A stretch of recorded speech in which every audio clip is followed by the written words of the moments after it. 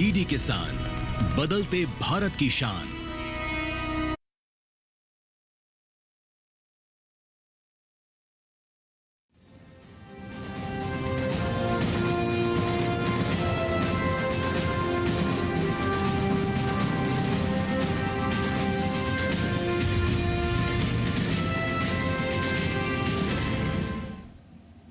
नमस्कार, स्वागत है आपका किसान समाचार में। मैं रेशमा आपके साथ। आइए नजर डालते हैं इस वक्त की हेडलाइंस पर।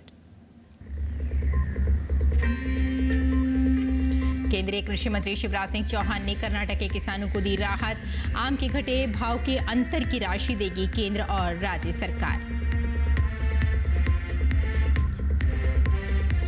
कृषि नवाचार से अपने उत्पादों को देश ही नहीं विदेशों में भी पहुंचा रहे हैं किसान। कर्नाटक के खेतों से लेकर लंदन के घरों तक पहली बार ताजे जामुन हुए निर्यात। केंद्रीय मंत्री पीयूष गोयल ने कर्नाटक के किसानों की मेहनत को सराहा। उत्तर भारत में मानसून की आहट के साथ गर्मी से राहत। मौसम विभाग के अनुसार अगले 2 दिन में दिल्ली और एनसीआर पहुंचेगा मानसून। वहीं पूर्वोत्तर में आज मूसलाधार बारिश की संभावना।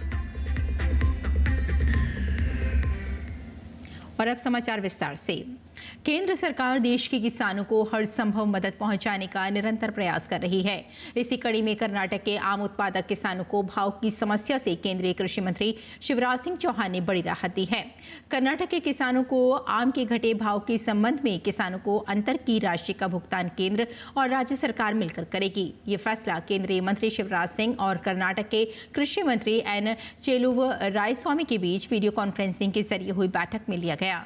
इस वर्चुअल बैठक में केंद्रीय कृषि सचिव दिवेश चतुर्वेदी भी शामिल हुए। केंद्रीय मंत्री शिवराज सिंह और चेलुवरायस्वामी के बीच चर्चा के दौरान 2.5 लाख मीट्रिक टन आम के भाव के अंतर की राशि किसानों को देने पर सहमति हुई। कर्नाटक के कृषि मंत्री चेलुवरायस्वामी ने आम उत्पादक किसानों को राहत देने के निर्णय के लिए केंद्रीय मंत्री शिवराज सिंह को धन्यवाद दिया। ग्रामीण क्षेत्रों में रोजगार सृजन के साथ ही किसानों की आमदनी बढ़ने के लिए सरकार द्वारा पशुपालन को बढ़ावा दिया जा रहा है। इसके लिए केंद्र एवं राज्य सरकार द्वारा कई योजनाएं चलाई जा रही हैं। इस कड़ी में उत्तर प्रदेश सरकार ने प्रदेश के अनुसूचित जाति के भूमिहीन व गरीब पशुपालकों की आय में वृद्धि एवं बकरी पालन के कार्य को प्रोत्साहन देकर कुपोषण से बचाने के लिए आत्मनिर्भर बनाने के उद्देश्य से बकरी पालन की योजना शुरू करने का निर्णय लिया है। सरकार ने योजना के क्रियान्वयन हेतु प्रदेश के सभी जिलाधिकारियों को दिशा निर्देश जारी कर दिए हैं। पशुधन विभाग से प्राप्त जानकारी के अनुसार प्रदेश के अनुसूचित जाति के भूमिहीन व गरीब पशुपालकों की आय में वृद्धि एवं बकरी पालन के कार्य को प्रोत्साहन देकर कुपोषण से बचाव के लिए आत्मनिर्भर बनाने के उद्देश्य से योजना का क्रियान्वयन किया जाना है। और देश के किसान कृषि नवाचार से अपने उत्पादों को देश ही नहीं विदेशों में भी पहुंचा रहे हैं। इस कड़ी में कर्नाटक के किसान जामुन को देश से बाहर लंदन में निर्यात कर रहे हैं। केंद्रीय मंत्री पीयूष गोयल ने सोशल मीडिया प्लेटफॉर्म एक्स पर कर्नाटक के किसानों की मेहनत की तारीफ की। केंद्रीय मंत्री ने जानकारी साझा करते हुए लिखा कि कर्नाटक के खेतों से लेकर लंदन के घरों तक पहली बार ताजे जामुन निर्यात किए गए हैं, जिससे हमारे मेहनती किसानों के लिए बाजार का विस्तार हुआ है। और मशरूम उत्पादन से किसान कम समय, कम लागत और कम क्षेत्र में अच्छा मुनाफा कमा सकते हैं, जिसको देखते हुए सरकार द्वारा किसानों को मशरूम की खेती के लिए प्रोत्साहित किया जा रहा है। इस कड़ी में बिहार के उप मुख्यमंत्री सह कृषि मंत्री विजय कुमार सिन्हा ने कहा कि बिहार सरकार राज्य में कृषि के सतत विकास और किसानों की आय में वृद्धि के लिए लगातार नवाचारों को प्रोत्साहित कर रही है। इस दिशा में एक महत्वपूर्ण कदम उठाते हुए वित्तीय वर्ष 2025-26 में एकीकृत बागवानी विकास मिशन के अंतर्गत मशरूम उत्पादन को बढ़ावा देने के लिए 4 करोड़ रुपए की योजना को स्वीकृति प्रदान की गई है।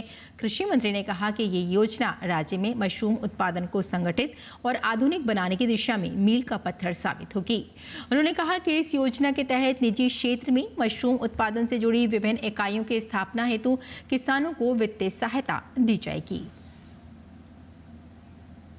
ग्रामीणों को संपत्ति का मालिकाना दस्तावेज जारी करने की स्वामित्व योजना का बड़ा असर देखने को मिल रहा है। 2020 में शुरू हुई इस योजना में अब तक 3.20 लाख गांवों में ड्रोन सर्वेक्षण पूरा हो चुका है और 65 लाख से अधिक स्वामित्व संपत्ति कार्ड वितरित किए जा चुके हैं। ये योजना ग्रामीण भारत की तस्वीर बदल रही है। देखिए हमारी ये खास रिपोर्ट। स्वामित्व योजना इसी को ठीक करने का एक प्रयास है। इस योजना के तहत देश के सभी गांवों में आवासों की ड्रोन के माध्यम से पूरे गांव की एक एक संपत्ति की मैपिंग की जाएगी। स्वामित्व योजना से गांव के लोगों को एक नहीं अनेक लाभ होंगे। प्रधानमंत्री ने 24 अप्रैल 2020 को राष्ट्रीय पंचायती राज दिवस पर स्वामित्व यानी गांवों का सर्वेक्षण और ग्रामीण क्षेत्रों में बेहतर तकनीक के साथ मानचित्रण योजना का शुभारंभ किया। ये योजना गांवों में लोगों को उनके घरों एवं जमीन के लिए कानूनी स्वामित्व के कागजात पाने में मदद करती है। इसमें संपत्ति की सीमाओं को स्पष्ट रूप से चिन्हित करने के लिए ड्रोन और मानचित्रण संबंधी विशेष उपकरणों का उपयोग किया जाता है। इन कागजात के साथ लोग बैंक से ऋण ले सकते हैं, भूमि विवादों का निपटारा किया जा सकता है और यहां तक कि अपनी संपत्ति का उपयोग अधिक कमाई के लिए भी कर सकते हैं। ये योजना बेहतर ग्राम नियोजन में भी मददगार हो रही है। स्वामित्व ड्रोन आधारित सर्वेक्षणों का उपयोग करके ग्रामीण आवासीय भूमि का कानूनी स्वामित्व प्रदान करती है। स्वामित्व को भारतीय सर्वेक्षण विभाग और राष्ट्रीय सूचना विज्ञान केंद्र सेवा के सहयोग से पंचायती राज मंत्रालय द्वारा कार्यान्वित किया गया। इसका उद्देश्य ग्रामीण नागरिकों को संपत्ति कार्ड प्रदान कर उन्हें सशक्त बनाना, ऋण सुलभ कराना, विवाद समाधान और बेहतर योजना बनाना है। इस योजना के अंतर्गत 1,61,000 गांवों के लिए 2,42,00,000 से अधिक संपत्ति कार्ड बनाए गए हैं। 3,20,000 गांवों में ड्रोन सर्वेक्षण पूरा हुआ। 68,122 वर्ग किलोमीटर क्षेत्र को कवर किया गया। स्वामित्व ग्रामीण शासन में बदलाव ला रहा है, आर्थिक विकास को बढ़ावा दे रहा है और वैश्विक स्तर पर भारत की भूमि संबंधी तकनीक को प्रदर्शित कर रहा है। स्वामित्व योजना से जिसे उत्तर प्रदेश में घरौनी कहा गया है, माननीय प्रधानमंत्री जी के नेतृत्व में यह काम सौंपा गया था और उसमें हम करोड़ों लोगों को उनको घरौनी दे चुके हैं। उससे लैंड डिस्प्यूट कम हुए हैं, झगड़े कम हुए हैं। पहले पोजीशन ही सब कुछ था, जिसका जहाँ पोजीशन है वो अपना मानने लगता था और आजकल उससे वो लोन भी ले पा रहे हैं। नहीं तो पहले मकान तो होता था लेकिन मकान के कोई कागज ही नहीं होते थे, जमीन का परिमाप नहीं होता था। अगर स्वामित्व योजना के तहत प्रमुख उपलब्धियों की बात करें तो 18 जून 2025 को 10 राज्यों छत्तीसगढ़, गुजरात, हिमाचल प्रदेश, मध्य प्रदेश, महाराष्ट्र, मिजोरम, ओडिशा, पंजाब, राजस्थान, उत्तर प्रदेश और 2 केंद्र शासित प्रदेशों जम्मू एवं कश्मीर और लद्दाख के 50,000 से अधिक गांवों में 65 लाख स्वामित्व संपत्ति कार्ड वितरित किए गए। 2 अप्रैल 2025 तक स्वामित्व योजना के तहत 3,20,000 गांवों में ड्रोन सर्वेक्षण पूरा हो चुका है। इन सर्वेक्षणों ने प्रत्येक गांव में बसे हुए क्षेत्रों के औसत आकार के आधार पर अनुमानित 68,122 वर्ग किलोमीटर क्षेत्र को कवर किया है। आज तक मेरे पास मेरी जमीन का कोई स्वामित्व न था, लेकिन आज मुझे उनके माध्यम से मुझे स्वामित्व प्राप्त हुआ है। आज तक हमारे पास हमारी जमीन का कोई प्रूफ नहीं था और जिस तरह से आज हमें स्वामित्व प्रमाण पत्र मिल रहा है, इसलिए हम प्रधानमंत्री जी शुक्रगुजार करते हैं। स्वामित्व योजना ग्रामीण भारत में पुरानी चुनौतियों को विकास एवं सशक्तिकरण के नए अवसरों में बदल रही है। ये योजना विवादों को सुलझाने और बाधाओं को तोड़ने के लिए प्रौद्योगिकी का उपयोग तो कर ही रही है, साथ ही साथ लोगों को आर्थिक प्रगति के लिए अपनी भूमि का उपयोग करने में मदद करती है। गांव में इस योजना के माध्यम से ग्रामीणों की संपत्ति का दस्तावेजीकरण तो किया ही जा रहा है, इसके माध्यम से ग्रामीणों के संपत्ति के संबंधित वर्षों पुराने विवाद भी सुलझाए जा रहे हैं। इस योजना के माध्यम से एक और जहां ग्रामीण अब अपनी संपत्ति का उपयोग दूसरे आर्थिक साधनों के रूप में कर सकते हैं, वहीं अब सामाजिक विवाद जो है वो भी लगातार खत्म हो रहे हैं। यह योजना ग्रामीण भारत की मजबूती के लिए एक बड़ा कदम साबित हो रही है। कैमरामैन कुमार दत्ता के साथ अजीत द्विवेदी, डीडी न्यूज, दिल्ली। और कोरोना महामारी के समय शुरू की गई प्रधानमंत्री गरीब कल्याण अन्न योजना देश में खाद्य सुरक्षा की एक बड़ी पहल है। इस योजना के तहत देश भर में लाभार्थियों को प्रतिमाह मुफ्त 5 किलो अनाज उपलब्ध कराया जा रहा है। इसके लाभार्थियों की संख्या 81 करोड़ हो गई है। सरकार ने इस योजना का 2028 तक के लिए विस्तार किया है। देखिए हमारी खास रिपोर्ट।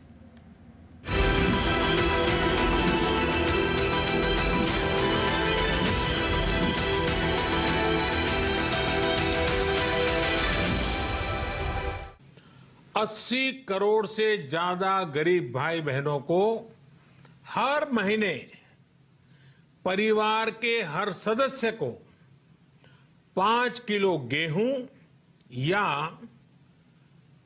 5 किलो चावल मुफ्त मुहैया कराया जाएगा। 26 मार्च 2020 में कोरोना प्रकोप के बीच प्रधानमंत्री नरेंद्र मोदी ने प्रधानमंत्री गरीब कल्याण अन्न योजना की शुरुआत की। इसका मकसद देश के गरीब और प्रवासी परिवारों को हर महीने 5 किलो मुफ्त राशन उपलब्ध कराना है। प्रधानमंत्री गरीब कल्याण अन्न योजना की शुरुआत देश में कोविड-19 के कारण उत्पन्न आर्थिक व्यवधानों के कारण गरीबों और जरूरतमंदों को होने वाली कठिनाइयों को कम करने के उद्देश्य से शुरू की गई थी। कोविड संकट को देखते हुए प्रधानमंत्री गरीब कल्याण अन्न योजना के अंतर्गत मुफ्त खाद्यान्न का आवंटन नियमित आवंटन के अतिरिक्त था। प्रधानमंत्री गरीब कल्याण अन्न योजना के पहले चरण से 7वें चरण तक 28 महीनों के लिए लगभग 1118 लाख मैट्रिक टन खाद्यान्न आवंटित किया गया, जिसकी कुल लागत लगभग 3.91 लाख करोड़ रुपए है। केंद्र सरकार ने गरीब लाभार्थियों के वित्तीय बोझ को कम करने और अधिनियम के राष्ट्रव्यापी एकरूपता और प्रभावी कार्यान्वयन को सुनिश्चित करने के लिए प्रधानमंत्री गरीब कल्याण अन्न योजना के अंतर्गत 1 जनवरी 2023 से शुरू होने वाली 1 वर्ष की अवधि के लिए राष्ट्रीय खाद्य सुरक्षा अधिनियम लाभार्थी यानी अंत्योदय अन्न योजना परिवारों और प्राथमिकता प्राप्त परिवार लाभार्थियों को मुफ्त में खाद्यान्न उपलब्ध कराने का फैसला किया था। प्रधानमंत्री गरीब कल्याण अन्न योजना के अंतर्गत मुफ्त खाद्यान्न वितरण की अवधि 1 जनवरी 2024 से अगले 5 साल के लिए बढ़ा दी गई है। एक राष्ट्र एक राशन कार्ड के अंतर्गत जो राशन कार्ड की पोर्टेबिलिटी की एक सफल पहल है, कोई भी लाभार्थी देश भर में किसी भी एफपीएस से खाद्यान्न प्राप्त कर सकता है। अब पूरे भारत के लिए एक राशन कार्ड की व्यवस्था भी हो रही है, यानी एक राष्ट्र एक ration card, one nation one ration card. इसका सबसे बड़ा लाभ उन गरीब साथियों को मिलेगा जो रोजगार या दूसरी आवश्यकताओं के लिए अपना गांव छोड़ करके कहीं और जाते हैं, किसी और राज्य में जाते हैं। हमें 5 किलो हर महीने राशन मिलता है, काफ़ी हमारी हेल्प और मदद हो जाती है, बहुत बड़ी सहायता है। हमको 5 किलो राशन मिलता है, हम जिला झांसी से हैं, हमको आर्थिक मदद मिलती है, इससे कोई दिक्कत परेशानी नहीं है। कोरोना टाइम से हमें 5 किलो राशन मिल रहा है, उससे काफ़ी मदद हो जाती है हम लोगों को और काफ़ी प्रॉब्लम सॉल्यूशन हो जाती है हम लोगों की। खाने पीने के लिए काफ़ी सहूलियत मिल जाती है, कहीं और जाना भटकना नहीं पड़ता हमें, तो परिवार वालों को भी काफ़ी समस्या का समाधान जो करना पड़ रहा था वो सॉल्यूशन हो जाता है उसके लिए भी। अब डिजिटल प्रमाणीकरण ई-केवाईसी से सार्वजनिक वितरण प्रणाली में लीकेज रुका है और भ्रष्टाचार में काफी कमी आई है। करीब 5.8 करोड़ नकली या डुप्लीकेट राशन कार्ड रद्द हुए हैं, जिससे व्यवस्था और मजबूत हुई है। साथ ही पात्र हितग्राहियों तक योजना का लाभ पहुंचा है।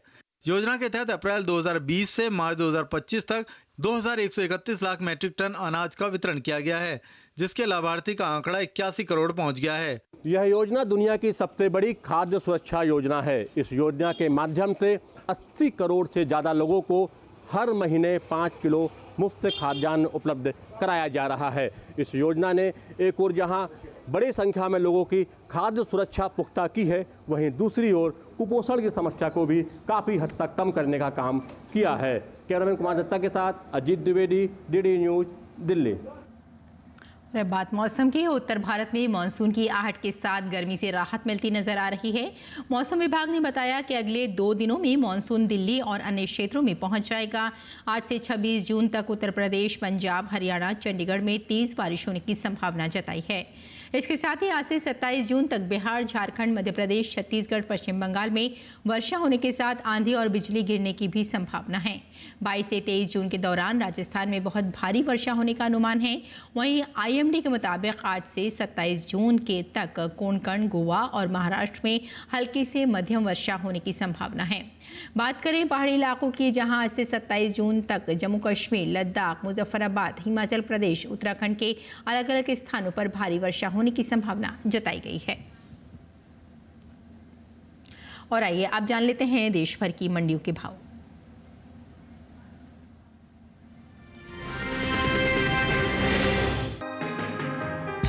गर्मी के सीजन के चलते देश की ज्यादातर मंडियों में खीरे की आवक बनी हुई है। एगमार्कनेट के मुताबिक गुजरात की सूरत मंडी में खीरे के भाव में बढ़त दर्ज की गई। यहाँ 20 जून को इसका भाव रहा 3,500 रुपए, जो कि 21 जून को 500 रुपए उछलकर 4,000 रुपए पर पहुंच गया। जबकि हरियाणा की पानीपत मंडी में खीरे के भाव में कमजोरी रही। यहाँ 21 जून को इसका भाव 150 रुपए टूटकर 1,400 रुपए से 1,250 रुपए पर आ गया। वहीं पंजाब की गढ़शंकर मंडी में इस दौरान खीरे के भाव स्थिर रहे।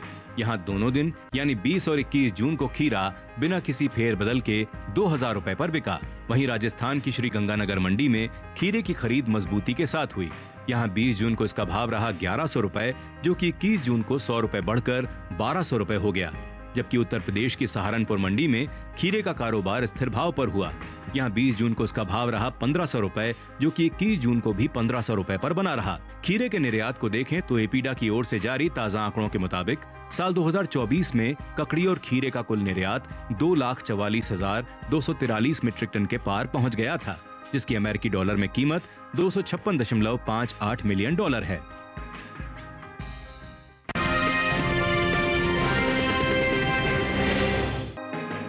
इन दिनों सरसों की आवक देश की ज्यादातर मंडियों में सामान्य है। एगमार्कनेट के मुताबिक गुजरात की हलवद मंडी में सरसों के भाव में तेजी का रुख रहा। यहाँ 20 जून को इसका भाव रहा 5,650 रुपए, जो कि 21 जून को 1,000 रुपए बढ़कर 6,650 रुपए पर पहुंच गया। इसी तरह राज्य की राजकोट मंडी में सरसों के भाव में मजबूती रही। 20 जून को इसका भाव रहा 5,600 रुपए, जो कि 21 जून को 250 रुपए बढ़कर 5,850 रुपए पर पहुंच गया। राजस्थान की सूरतगढ़ मंडी में शनिवार को सरसों की खरीद नरमी के साथ हुई। यहाँ 20 जून को इसका भाव रहा 6,050 रुपए, जो कि 21 जून को 37 रुपए टूटकर 6,013 रुपए पर आ गया। वहीं उत्तर प्रदेश की फैजाबाद मंडी में इस दौरान सरसों के सौदे स्थिर भाव पर हुए। यहाँ दोनों दिन यानी 20 और 21 जून को सरसों का भाव 6,000 रुपए पर टिका रहा। कृषि मंत्रालय की ओर से जारी तीसरे अग्रिम अनुमान के मुताबिक 2024-25 के दौरान 126,06,000 टन रबी सरसों पैदा हो सकती है, जबकि पिछले सीजन की पैदावार 132,59,000 टन रही थी। कृषि मंत्रालय की ओर से जारी तीसरे अग्रिम अनुमान के मुताबिक 2024-25 के दौरान कुल खरीफ तिलहन की पैदावार 277,90,000 टन हो सकती है, जो पिछले साल की तुलना में ज्यादा है। आपको बता दें कि बीते साल तिलहनी फसलों की उपज 241,62,000 टन रही थी।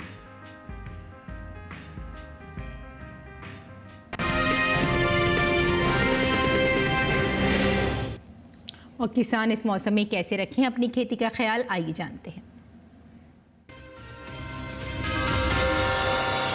नमस्कार, आप देख रहे हैं डीडी किसान। मैं हूं AI कृष और आज हम भारत के विभिन्न राज्यों में होने वाली खेती किसानी से संबंधित सलाहों के बारे में पूरी जानकारी देंगे।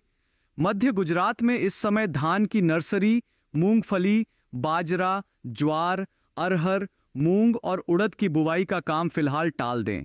इसके साथ ही यहाँ जब बारिश न हो उन दिनों में वाफसा स्थिति में बीती या देसी कपास की बुवाई करें।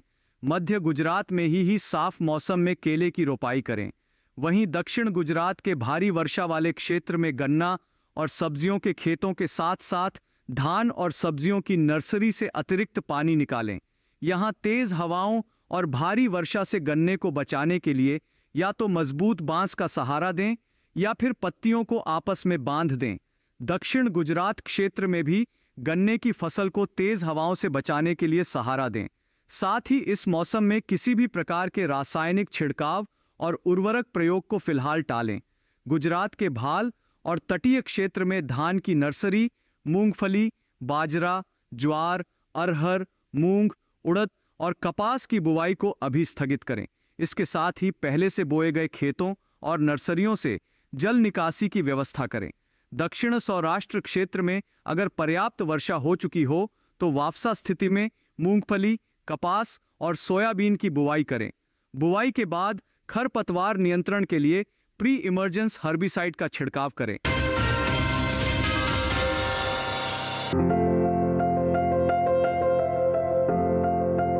यह मौसम खीरे की बुआई के लिए अनुकूल है। खीरे की बुआई फरवरी, मार्च और जून जुलाई में की जा सकती है। किसान खीरे की कई किस्मों की बुआई इस समय कर सकते हैं, जैसे पूसा उदय। खीरा की पूसा उदय किस्म की बुआई दिल्ली में की जा सकती है। 1 हेक्टेयर से 156 क्विंटल तक पैदावार ली जा सकती है। पूसा उदय का फल मध्यम आकार का होता है। इसकी लंबाई 13 से 15 सेंटीमीटर तक होती है। इसका रंग हल्का हरा होता है और निचले भाग से 1/3 भाग तक सफेद हरी धारियां होती हैं। छिलका नरम होता है। इसके अलावा किसान पूसा बरखा की बुआई कर सकते हैं। यह किस्म भी दिल्ली में लगाने के लिए काफी अनुकूल है। 1 हेक्टेयर से 185 क्विंटल तक फसल ली जा सकती है। खीरे की बुआई से पहले खेतों को अच्छी तरह तैयार कर ले। खीरे की बुआई के लिए 1 हेक्टेयर के लिए 2 से 2.5 किलो बीज पर्याप्त है। बुआई करते समय पंक्ति से पंक्ति की दूरी 150 सेंटीमीटर और बेल से बेल की दूरी 60 सेंटीमीटर रखें। अगर बात सिंचाई की करें तो शुरू में फसल की जरूरत के अनुसार सिंचाई करें और फूल आने की अवस्था में हर 5वें दिन फसल में सिंचाई करें। खरपतवार नियंत्रण के लिए फसल में समय समय पर निराई गुड़ाई करते रहें। खीरे की फसल में लाल कीड़े के हमले का खतरा रहता है।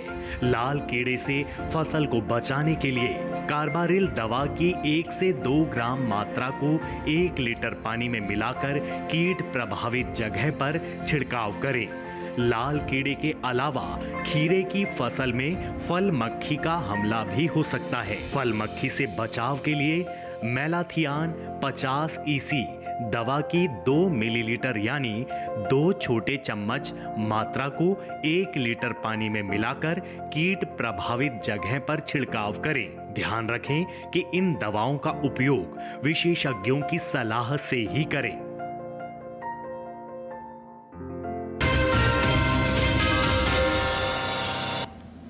और खेती किसानी के साथ साथ आइए नजर डाल लेते हैं कुछ और महत्वपूर्ण खबरों पर।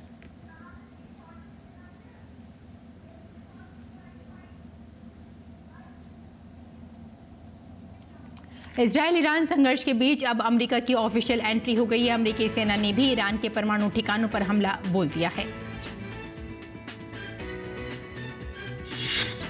ट्रंप ने कहा है कि यह हमला एक शानदार सैन्य सफलता थी। ईरान की प्रमुख परमाणु संवर्धन सुविधाएं पूरी तरह से नष्ट कर दी गई हैं। दिल्ली की मुख्यमंत्री रेखा गुप्ता ने कमला नगर में श्री जगन्नाथ रथ यात्रा में हिस्सा लिया। उन्होंने इस पर कहा, भगवान जगन्नाथ की कृपा दिल्ली और देश पर बनी रहे। पहलगाम आतंकवादी हमला मामले में एनआईए को बड़ी सफलता मिली है। एनआईए ने पाक आतंकवादियों को पनाह देने के आरोप में 2 लोगों को गिरफ्तार किया है, जिनमें पहलगाम के बटकोट निवासी परवेज अहमद जोथर और पहलगाम के हिल पार्क निवासी बशीर अहमद जोथर शामिल हैं।